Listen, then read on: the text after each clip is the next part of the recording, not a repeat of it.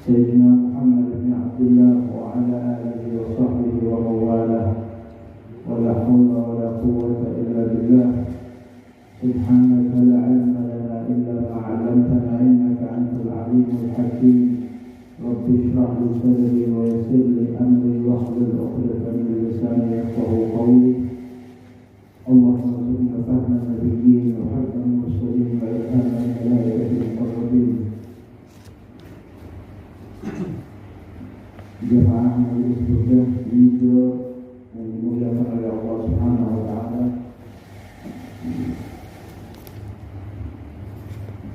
Kita berada pada bulan yang mulia, yaitu bulan kelahiran daripada Nabi kita Muhammad sallallahu alaihi wasallam.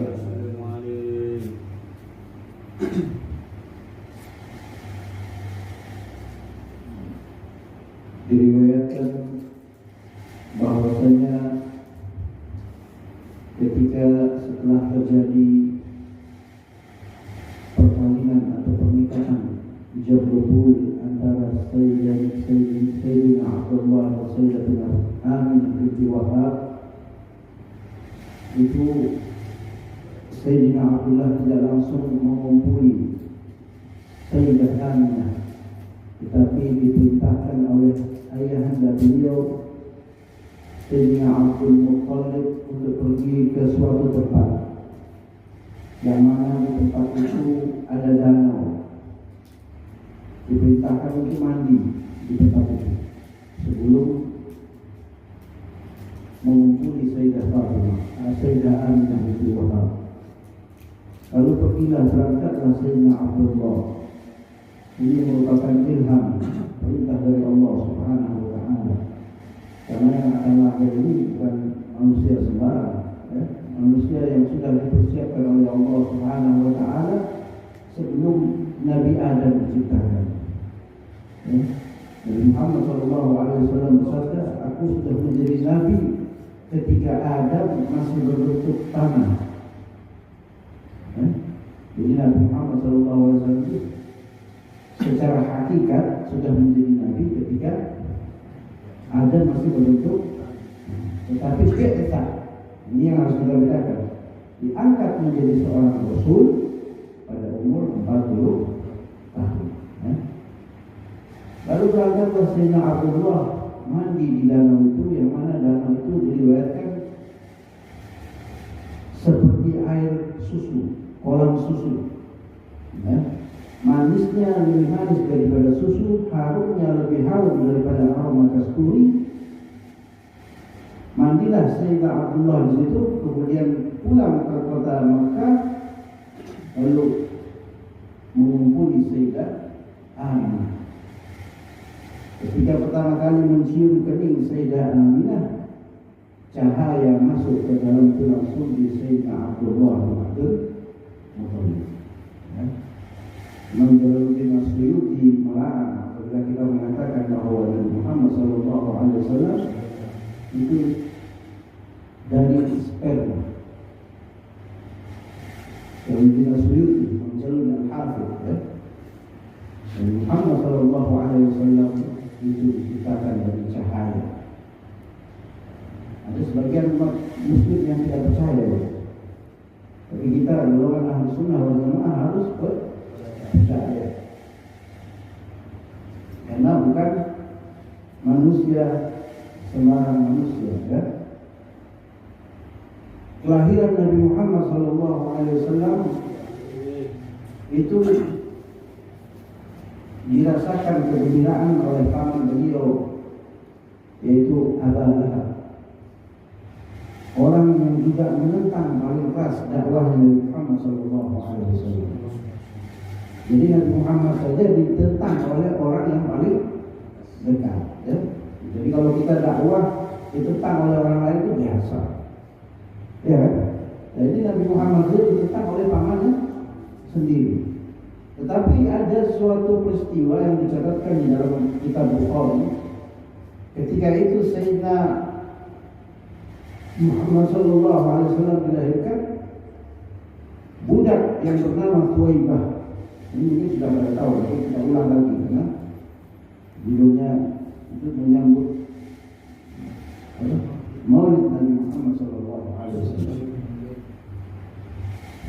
Rasulullah datang memberi kabar gembira kepada Abu Lahab, ya, bahwa telah lahir ponakannya yang bernama, waktu itu belum dikasih nama Muhammad, tapi ponakan laki-laki.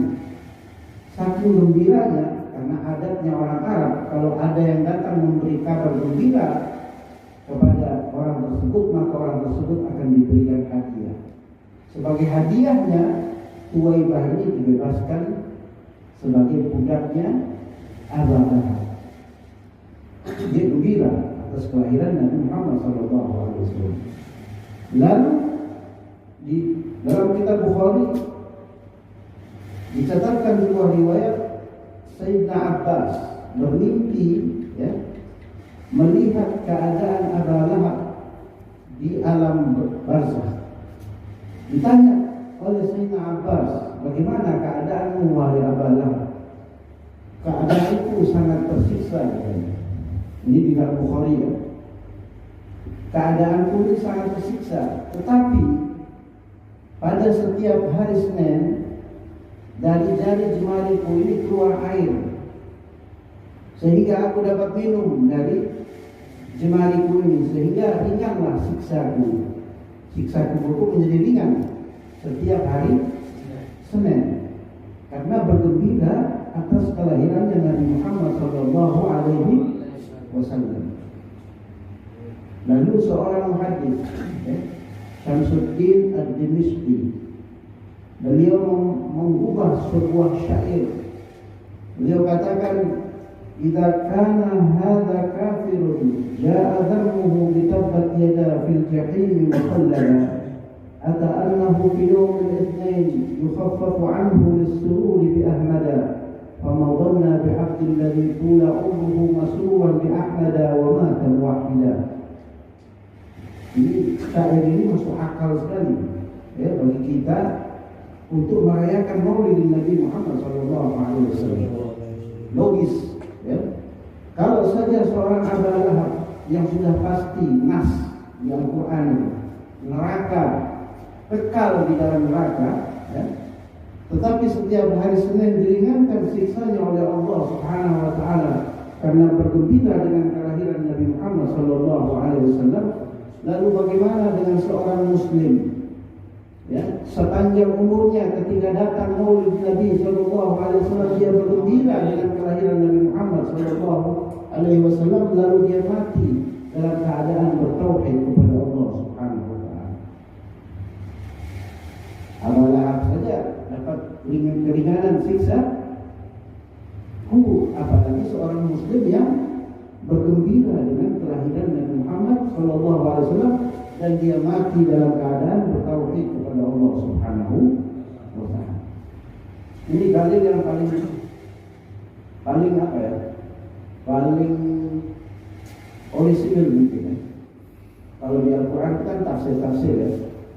Qul bi fadlillahi wa bi rahmatihi fa bidzalika falyafrahu, ya, katakanlah wahai Muhammad, atas kemurahan Allah dan rahmat Allah hendaklah kalian bergembira. Lalu ulama menafsirkan rahmatnya Allah itu, ya, Nabi Muhammad SAW dengan ayat wa ma arsalnaka illa rahmatan lil alamin, ya. Jadi kita diharuskan bergembira atas kelahiran Nabi Muhammad SAW. Man fariha, ada itu qaul, ya, maqalah itu. Orang yang bergembira dengan kelahiran Nabi juga bergembira dengan orang tersebut. Baik, kita masuk saja pembahasannya, masih tentang takbiratul ihram. Faslun, sebuah fasal, qala al-mu'allif rahimahullah ta'ala wa nafa'na bihi bi'ulumihi wa ulumis salihin fid darain. Faslun, sebuah fasal, hadza ma warada min al-adhkari fi du'a at-tawajjuh, ya. Ini adalah apa yang telah dituliskan, ya, diriwayatkan dalam hadis-hadis, adalah bagian daripada zikir-zikir di dalam doa tawajjuh atau doa iftitah, ya. Faistahabbul jam'u bainaha kulliha liman shalla munfaridan. Maka disunahkan bagi seseorang untuk dia menggabungkan bacaan iftitah itu. Kita kalau ngaji kemarin kita masih ingat Allahu Akbar kabira, ya. Alhamdulillah katsira wa subhanallahi bukratan wa asila sampai kepada Allahumma naqqini min khataaya kama yunqqa thawbul abyad sampai habis. Maksudnya itu jamak, digabung semua. Kalau kita sholat sendirian dibaca panjang maksudnya. Disunahkan ya, sholat sendirian. Adapun walil imam idza adina lahul ma'mum, bagi orang yang berimam kalau dia diizinkan oleh makmumnya. Artinya apa? Artinya ya tidak mungkin imam itu minta izin kepada makmum yang satu persatu, tidak mungkin. Dia melihat situasi dan kondisi makmumnya. Kalau makmumnya itu ada orang bekerja di toko, ya dia perpendek sholatnya. Atau ada orang yang tua, ya dia perpendek sholatnya. Ya, dia baca iftitah yang pendek saja, tidak usah yang panjang, ya. Fa amma idza lam ya'dhanu lahu fala yutawbil alaihim bal yaqsiru ala ba'd dhalik. Kalau dia sekiranya melihat atau tidak dapat izin daripada makmum, tidak memungkinkan untuk dia baca panjang, maka dia memperringkas, memperpendek bacaannya. Dia ambil sebagian daripada doa iftitah itu, ya. Dan yang terbaik ringkasannya adalah dari wajjahtu wajhiya lilladzi fatara as-samawati wal ardh hanifan musliman. Nah, itu sampai muslimin, ya. Sampai wa ana minal muslimin. Dan wa kadzalika al-munfaridul ladzi yu'thiru at-takhfif, ya. Dan juga yang sholat sendirian, ya, kalau mau pendek, ya bacaannya itu aja, ya. Jadi tidak usah panjang-panjang. Kita ini kan sunnah.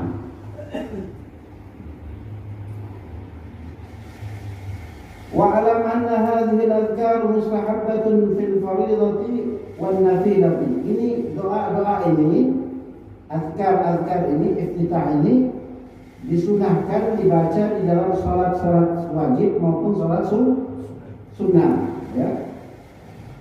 Kalau kita meninggalkannya fi rakaatil ula amidan aw sahiyan, kita meninggalkan doa iftitah di rakaat pertama dalam keadaan sengaja atau lupa, ya, maka tidak perlu kita mengulangnya lagi di rakaat kedua karena bukan pada tempatnya.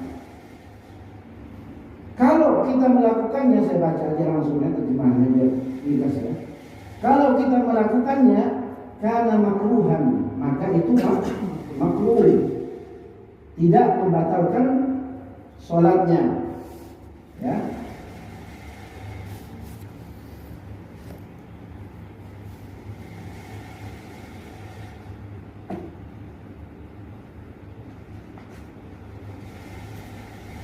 Adapun kalau dia masbuk, ya, kemudian dia mendapati imam di dalam rakaat yang pertama, dia tetap disunahkan, dia tertinggal nih bacaan masbuk, ya. Imam sudah baca surah, maka dia tetap disunahkan membaca iftitah, ya. Illa ayyakhafu, kalau sekiranya dia khawatir tidak tertinggal bacaan suratul Fatihah, tetap disunahkan.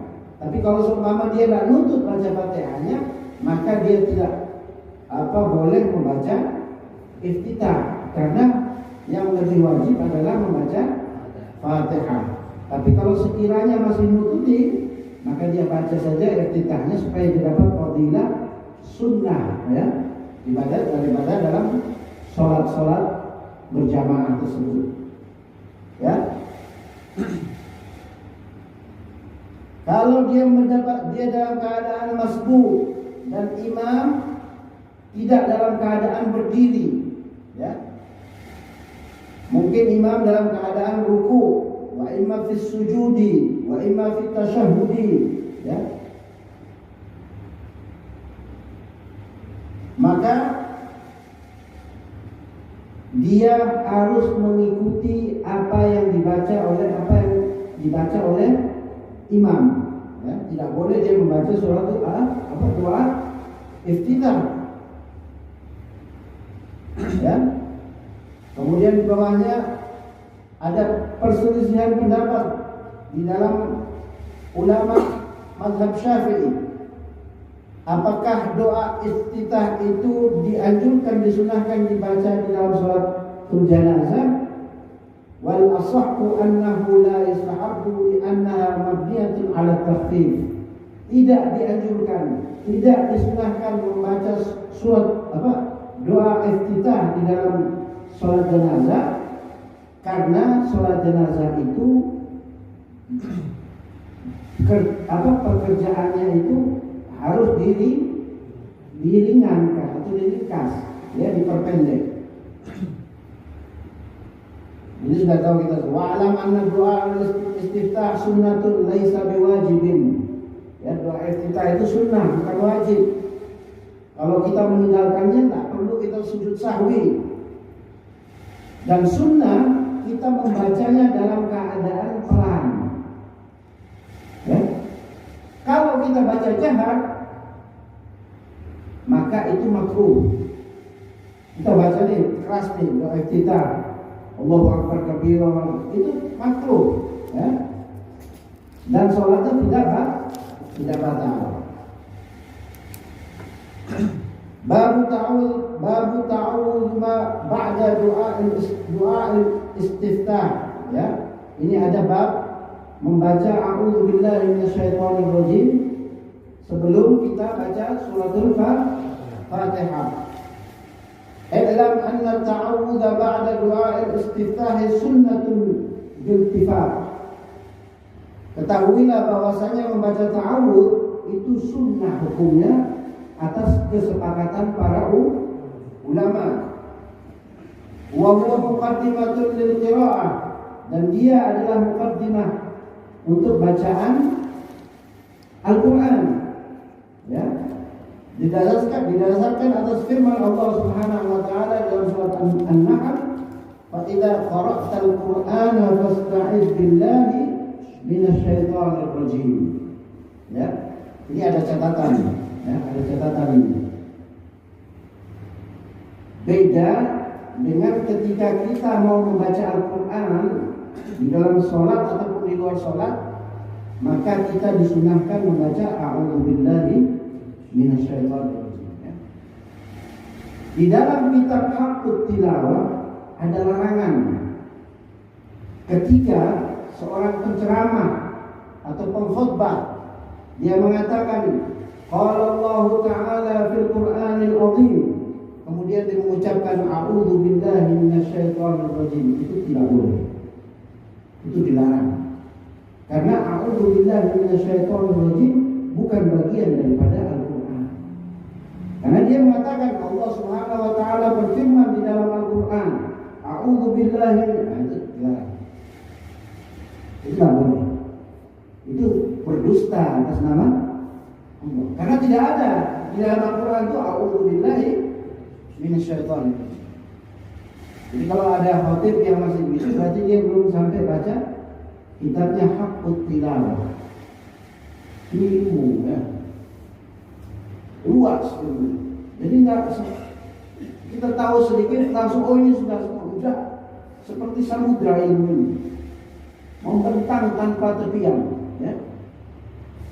Kedalamannya tanpa dasar ilmu agama, apalagi fikih, ya. Dan itu masuk logikanya betul, secara logika bisa kita terima, ya. Ketika seorang khatib mengatakan, saya kalau khutbah tidak pakai, setelah saya baca itu, dulu masih, ya. Karena seorang khatib ketika dia mengucapkan qala Allah Ta'ala fil Qur'anil Azim, a'udzu billahi mana ada? Ya, ada. Tidak ada dalam Al-Quran a'udzu billahi itu ada. Ya, dia harusnya langsung. Qala Allah Ta'ala fil Qur'anil Azim, atau yaqulu Allah Ta'ala fi muhkami tanzilih wa huwa asdaqul qailin. Laqad manna Allahu 'alal mu'minina idh ba'atha, dan seterusnya. Ya. Jadi tidak boleh a'udzu billahi minasyaitonir rajim. Kalau baca sendiri, baca Al-Quran itu disunahkan membaca ta'awudz, ya. Bahkan perintahnya dalam Al-Quran, ya. Fa idza qara'tal Qur'ana fasta'idz billah minasyaitonir rajim. Ma'nahu 'inda jamaahiril ulama, ya, ma'nahu 'inda jamaahiril ulama, maknanya di dalam pendapat jumhur, yaitu kebanyakan para ulama, iya kebanyakan, sebagian besar, ya. Idza aradtal qira'ata fasta'idz billah. Kalau kita ingin membaca, ya, Al-Quran, ayat-ayat Al-Quran, maka kita memohon perlindungan dari Allah Subhanahu wa Ta'ala. Wa'lam anna al-lafzal mukhtar fi ta'awudhi. Adapun lafaz yang terpilih di dalam ta'awudz adalah a'udzu billahi minasyaitonir rajim. Itu pendapat yang paling sahih, yang terpilih. Kemudian ada pendapat yang kedua, a'udzu billahi as-sami'il 'alim minasyaitonir rajim. Wala ba'sa bih. Dan tidak apa-apa kalau kita mau pakai yang itu. Makanya imam itu disunahkan setelah dia baca iftitah, maka sebelum dia membaca suratul Fatihah disunahkan dia membaca a'udzu billahi minasyaitonir rajim, ya, atau a'udzu billahi as-sami'il 'alim minasyaitonir rajim. Walakin al-mashhur huwa al-awwal. Pendapat yang paling terkenal, yang paling populer dan terpilih adalah a'udzu billahi minasyaitonir rajim. Kemudian warawaina fi sunan Abi Dawud wa Tirmidzi wa Nasa'i wa Ibnu Majah wal Baihaqi wa ghairiha anna an-nabiy sallallahu alaihi wasallam qala qabla al-qira'ati fi shalah. Diriwayatkan dari Sunan Abu Dawud, Tirmidzi wa Nasa'i wa Ibnu Majah wal Baihaqi wa ghairiha. Ini banyak ya riwayatnya ini. Jadi banyak sanad riwayatnya yang meriwayatkan hadis ini. Nabi SAW sebelum membaca sebuah ayat, ya, atau Fatihah dalam salat, beliau mengucapkan a'udzu billahi minasyaitonir rajim min nafthihi wa nafthihi wa hamzihi. Aku berlindung kepada Allah. Aku berlindung kepada Allah dari godaan syaitanir rajim. Apa rajim? Yang terkutuk, ya. Sebenarnya yang terlempar, yang dilempari, ya. Min nafsihi, dari nafas itu hembusan yang keluar dari mulut seseorang tanpa ada apa-apa. Kayak gitu ya. Nafas namanya, tiupan. Kalau nafsihi itu sesuatu yang keluar dari mulut seorang, bukan hanya hembusan, tapi ada seperti yang meludah. Ya, di situ apa? Oh, itu maknanya nanti di bawah itu. Tapi secara harfiah artinya itu, ya. Wa hamzihi, dan godaannya, ya. Sama sebenarnya, riwayat ada dua ini. A'udzubillahi samil alim minasyaitonir rajim min hamzihi wa nafthihi wa nafthihi. Wa jaa fi tafsirihi fil hadits, dan hadis ini ditafsiri oleh para ulama, ya. Anna hamzahu, ya. Anna hamzihi itu diartikan sebagai kegilaan, yang junun, ya. Kegilaannya syaitan. Nabi berlindung dari itu. Wa nafsihi, dari kesombongannya syaitan. Wa nafsihi asy-syi'ra, mantra-mantranya syaitan. Ya. Ini ulama menafsirkan daripada perkataan hadis daripada Nabi Muhammad sallallahu alaihi wasallam. Wallahu a'lam. Faslun i'lam anna ta'awudha mustahabun laysa biwajib. Ketahuilah bahwasanya ta'awudh, ya, membaca ta'awudh itu sunnah, bukan satu kewajiban. Kalau kita meninggalkannya, lam ya'zam, tidak berdosa. Wala tabtulu salatuhu, dan tidak membatalkan salatnya. Cuma kita perlu tahu, ya, apa yang sunnah di dalam salat, ya, apa yang rukun di dalam salat, itu kita harus tahu. Jangan sesuatu yang rukun dianggap sunnah, yang sunnah dianggap rukun, ya. Bisa tidak karu-karuan nanti ibadahnya, ya. Kalau kita meninggalkannya amdan au sahwan, dengan sengaja atau lupa, maka tidak perlu kita sujud sahwi.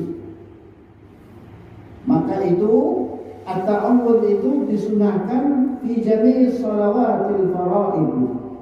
Disunahkan di setiap sholat wajib maupun sholat sunnah, dan juga disunahkan di dalam sholatul janazah alal ashah, dari pendapat yang paling sahih, ya. Dan juga disunahkan dibaca lil qari'i kharijis salati bi ijma'i aidan, ya. Yaitu kalau kita membaca Al-Quran, kita disunahkan untuk berta'awudz, ya, mengucapkan a'udzubillahi minasyaitonir rajim. Ini saya rasa ini pembahasannya tidak terlalu berat, ya, kita udah paham, ya. Cuma kadang kita melupakan itu sunnah. Makanya di bulan Maulid ini, kalau bisa kita menghidupkan kembali sunnah-sunnah Nabi yang banyak kita tinggalkan, ya. Apapun itu supaya agar kita, orang yang menggampangkan sunnah Nabi, maka dia akan gampang juga terjerumus ke dalam perkara yang haram. Digampangin nih sunnah, nanti dia gampang terjerumus pada perkara yang haram. Tapi kalau dia menganggap sunnah Nabi itu sesuatu yang sangat penting untuk dia jalankan, maka yang haram itu maka lebih dia berhati-hati lagi. Pasti dia akan menjauhi, ya.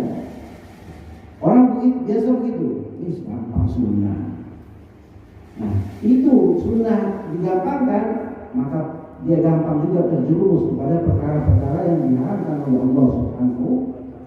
Jangan menganggap remeh sunnah, ya. Banyak. Salah satu daripada kesialan seorang muslim, ya, ada satu riwayat, ya, salah satunya adalah ada 3 orang itu, yang salah satunya adalah at-tariku ala sunnati, orang yang tahu sunnah, dia tahu nih, tapi dia meninggalkannya. Dia tidak bisa melihat wajahku di hari kiamat, kata Nabi Muhammad SAW. Dia tahu qabliyah, zuhur, tahu dia, tapi ditinggalkan. Nah, ini orang tidak bisa melihat wajahnya nanti. Itu kan ada 3, pernah saya di sini, ya.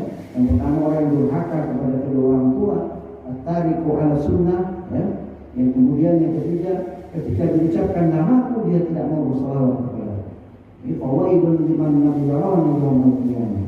Celaka orang yang sudah wajahnya Nabi saja dia tidak bisa lihat. Bagaimana dia mendapatkan minum dari telaganya Nabi Muhammad SAW? Ya, itu sudah kerugian yang besar. Ya. Dia tahu sunnahnya Nabi, tahu dia siwak, ya, tapi dia tidak mau pakai siwak karena dia menganggap tidak penting, ya, tidak penting. Ya. Hanya sunnah, artinya ditinggalkan tidak mengapa, padahal ditinggalkan rugi. Yang benar itu, ya. Kalau wajib mah biasa, memang sudah wajib. Ya. Sunnah ini yang ada. Alhamdulillah. Kalau sudah nikah harusnya lebih giat sholat. Yang awalnya qobliyahnya cuma duhur cuma 2 rakaat, kalau sudah nikah itu harus 4. Ya. Duhanya itu harus lebih ditingkatkan. Nah. Karena orang yang sudah nikah itu lebih khusyuk dia ibadah. Harusnya begitu. Ya. Harusnya lebih khusyuk. Maka dalam syarat imam itu kalau seorang imam dua-duanya yang satu fase, yang satu juga fase, dia faqih dalam agama, faqih dia sama dalam faqih, maka dilihat yang mana yang paling cantik istrinya, maka itu yang terakhir. Karena kalau yang cantik istrinya maka dia lebih khusyuk. Sampai situ fikih itu, ya, halusnya fikih itu ya. Pak Taufik ngantuk sebenarnya itu. Jadi itu ya, sunnahnya Nabi penting. Ya. Sunnahnya Nabi itu penting. Yang kita bahas di sini kebanyakan memang sunnah. Sunnahnya Nabi Muhammad SAW. Banyak orang menganggap remeh sunnahnya Rasulullah SAW. Ya, dimulai dari kecil kan kita udah ngaji tuh, masuk masjid, ya bagaimana Nabi itu masuk masjid, ikuti. Ya. Minum dengan tangan kanan. Kalau ada kiai yang sudah minum dengan tangan kiri, maka itu dawuhnya tidak boleh diikuti. Karena dia sudah menyelisih dengan apa yang dilakukan oleh Nabi Muhammad SAW. Perhatikan saja. Itu yang paling remeh, paling gampang, ya. Masuk kamar mandi bagaimana? Ingat Nabi Muhammad SAW. Ya. Itu sudah pasti dalam fadilah yang sangat besar. Dan kita akan gampang kalau sudah menghadirkan Nabi Muhammad SAW dalam kehidupan kita sehari-hari, maka ketenangan batin itu akan datang dari kita.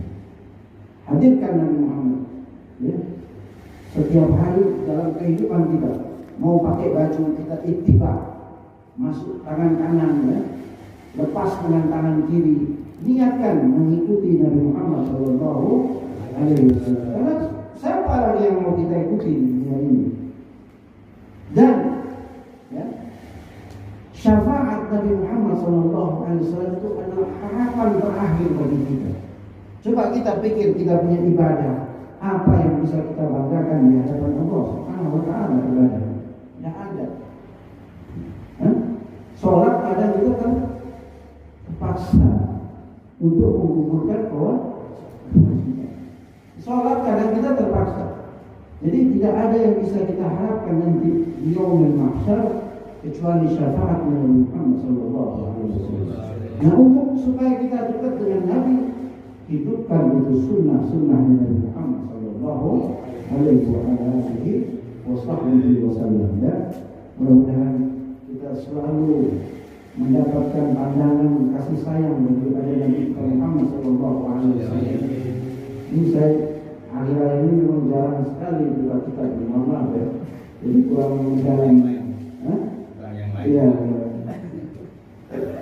Pator. Mandi subuh terus pator.